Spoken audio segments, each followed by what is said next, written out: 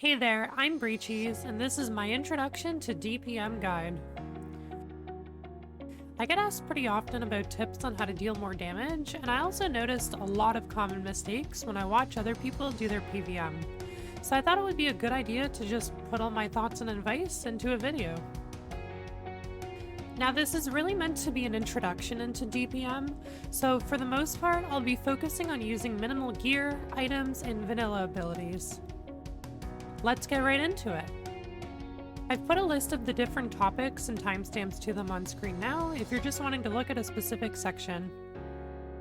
When it comes to DPM, the most important thing you can do is have a strong damage rotation. I often see people trying to just increase their DPM by buying higher tier gear and then wondering why they still can't seem to do a Raxor. This is because having better gear is only going to increase the effectiveness of your regular rotations. You can think of it this way. Hypothetically, if your core rotation is only having you deal 100,000 DPM, and you buy some gear that gives you a 30% increase to your DPM, you're still only going to be doing 130,000 DPM. Whereas, with a stronger core rotation that can deal even just 150k DPM, you're already doing much better without even looking at your gear. The aims of this guide are going to be to help you build out a strong rotation that works for you, but also to have you understand why it all works as well. I'm going to cover the different aspects of your abilities, and then afterwards I'll get into some recommended bars and rotations. First things first, we need to talk about basic abilities. Your basics are what you're going to be using most of the time and are crucial to being able to deal good DPM. This simple way to think about basics is just to prioritize your most damaging ones first. If you go to your abilities interface, you can hover over each ability to see what they do. From a super simplistic perspective, bigger damage number means better. When I see people's Revo Bars, often the first big mistake that I see people making is that they're not putting their most damaging basics first, and instead have the weakest ones like Slice up near the beginning of their bar.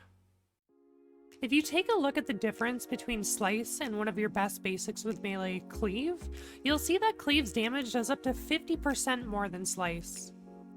That's a very large difference for a move that will be used frequently.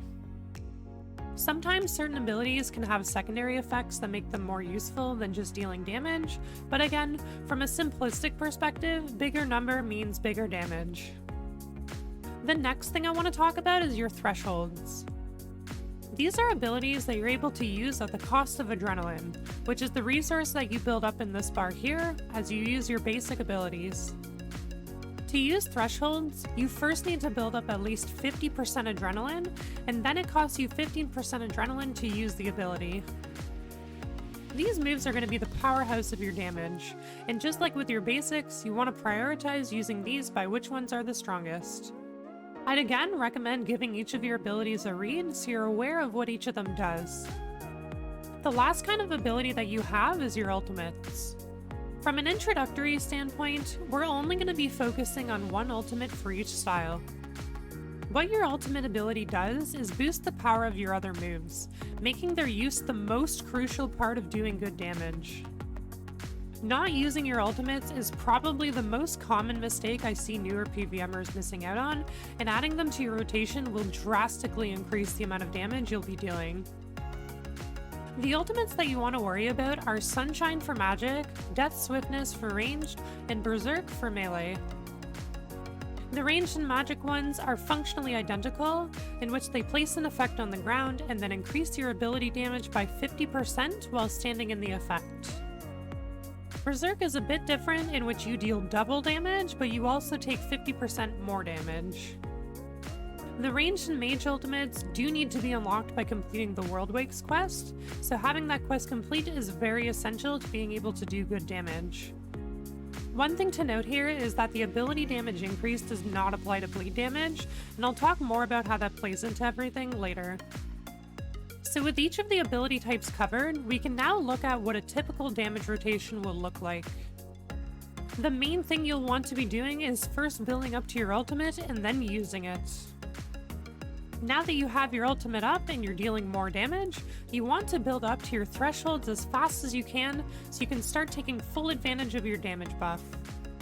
Since your thresholds are your strongest abilities, you'll gain the most benefit from your ultimate by using them as much as you can. Then, once your ultimate runs out, just continue to prioritize your strongest basics and thresholds until your ultimate is almost ready again, then build back up to it and repeat. That there is the simplest version of a solid damage rotation, and I guarantee it will greatly improve your damage if you do it. Now we could just end right there, but now that we know the basics to doing some damage, we can start talking about some more intricate parts of the combat system to push up our DPM even more. First and simplest thing I'd recommend is incorporating adrenaline potions into your rotation. Adrenaline potions will instantly give you 25% of adrenaline and are extremely powerful when paired with your ultimate rotation. Since we want to get up to our thresholds as fast as we can after using our ultimate, these will make that job super easy. They do have a cooldown of 2 minutes, so you won't be able to use one every time you ultimate, but they are very worth using when you can. Another very handy tool for optimizing your ultimate rotations is the Ring of Vigour. This is a ring that you can buy from the Dungeoneering shop for 50,000 Dungeoneering tokens. If you have this ring equipped when you use your ultimate ability, it will save you 10% of the adrenaline cost, making your ultimate only cost 90% adrenaline. This again is just another way to make building your thresholds after using an ultimate easier. You typically don't want to be camping this ring, so it's best used as a switch. I know some people aren't very fond of using switches, but you can make your life a bit easier by setting up convenient keybinds like I've done and put your Ring of Vigour keybind next to your ultimate keybind. For myself, I have my ultimate on the Y key and then my Vigour switch is on the U key. Whenever I want to ultimate, I can just press U and Y and then just click back on my other ring to switch back. This makes using the switch very easy, and I'd recommend giving it a try before writing it off. Another way you can optimize your damage is by thinking about when to use bleeds. Your bleed attacks are very powerful, but the downside is that they aren't boosted by your ultimates. What this means is that for the most part, you want to be prioritizing your bleeds whenever you don't have your ultimate out, and then prioritize your non-bleeds when you do. This makes things a bit more complicated and can really affect how you want your bar to be set up based on how much you want to be thinking about your bleeds. I personally find it easier to have my basic ability bleeds near the end of my bar, since my priority is to be in my ultimate as much as possible, and then mainly just remember to cast those abilities manually when I'm outside of my ultimate. Even if I don't go out of my way to use them, I'm still more focused on boosting my ultimate damage than my non-ultimate damage. The thought about bleeds plays a much bigger role when using melee, since melee also has very strong bleed thresholds. So when using melee, you'll very much want to use your moves like Slaughter and Blood Tendrils whenever you're not under Berserk. Many bleeds also deal bonus damage if your target moves, so you'll want to make sure you take advantage of this because it'll make your bleeds deal double damage and even triple damage in Slaughter's case. It can be a bit weird to try and walk enemies at first, but it's typically pretty easy if you just right-click under the enemy and choose the walk option.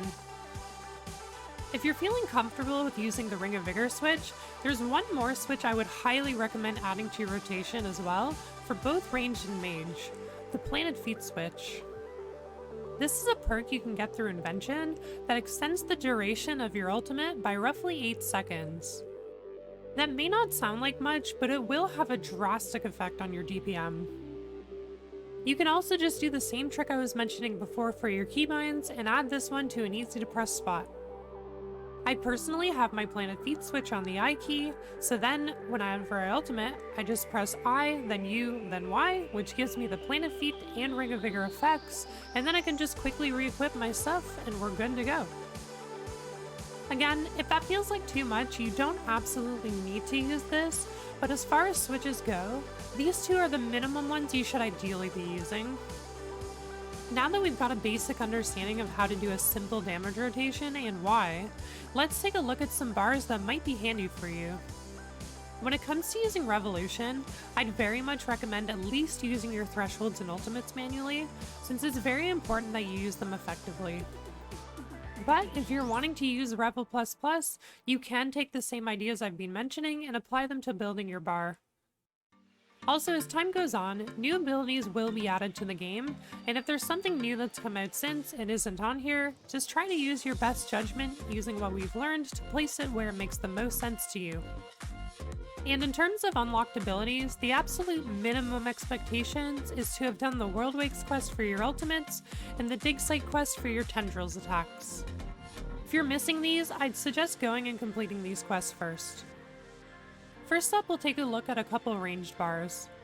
Each bar is a bit different depending on what abilities you have unlocked already. The first two here are the absolute minimal versions, and the others include possible upgraded or unlocked abilities. As you can see, the prioritization is about the highest damaging abilities going first. When it comes to the bars with Corruption Shot, it's fine to have it prioritized high up even though it's not affected by your ultimate, because it's still a very strong basic that you want to be using whenever you can. When it comes to your thresholds, Rapid Fire is going to be your strongest attack, followed by Snapshot and then Shadow Tendrils. I like to keep Bombardment and Type Bindings around too, just in case I need an AoE or a stun. Next up, we have some mage bars with the same principles being used. For the two-handed mage bar, I'd swap Sonic Wave and Dragon Breath around if you already have 100% accuracy on your target. Otherwise, I find the accuracy boost from Sonic Wave to be nicer to prioritize. Then for dual-wielded mage, Concentrated Blast can be a very strong move, but only if you cancel its effect early. Letting the full attack play out takes too much time away from being able to use other abilities for adrenaline gain, so only use this move if you're willing to cancel it early. The same thing here applies to Corruption Blast as it did with Corruption Shot, making it a highly prioritized basic regardless of whether you're sunshining or not. When it comes to your thresholds, Mage can be a little bit limited in its vanilla state. You'll want to be prioritizing Wild Magic and Asphyxiate, then Deep Impact if you need it. Detonate can be powerful, but takes quite a while to charge if you don't have Blast Diffusion boots. If you do have them though, then Detonate becomes a very good threshold to use and should definitely be used over Deep Impact. Finally, we have some melee bars. Fury has the same rule as Concentrated Blast does, and is only good to use if you're cancelling it early. Otherwise, just keep it off your bar. The melee basic bleed Dismember is a really nice one because you don't have to walk your target for its effect. Just remember to only use it outside of your Berserk. When it comes to thresholds, Assault is your strongest move, followed by Hurricane or Destroy. Quake and Flurry can be used if needed as well. As I was mentioning previously, melee has some very strong bleed thresholds that should definitely be used whenever you're outside of Berserk. Slaughter is very strong, but you need to make sure you walk the target or else it really isn't actually that good. Blood Tendrils is also just an all-around good bleed attack. And that pretty much sums it up. With these core lessons, you can then start adding bonuses to your setups like better gear, overloads, familiars, auras, relics, and so on to take your DPM even further. I hope this guide helps you dish out some amazing damage and accelerates your PVM to the next level. Let me know down in the comments which parts helped you out the most and how much of a difference it was able to make. I'd love to make some more stuff like this and cover some more advanced tips and setups, so let me know if you'd find that interesting, and don't forget to subscribe so you don't miss it. Thank you so much for watching and have yourself a wonderful DPM-filled day.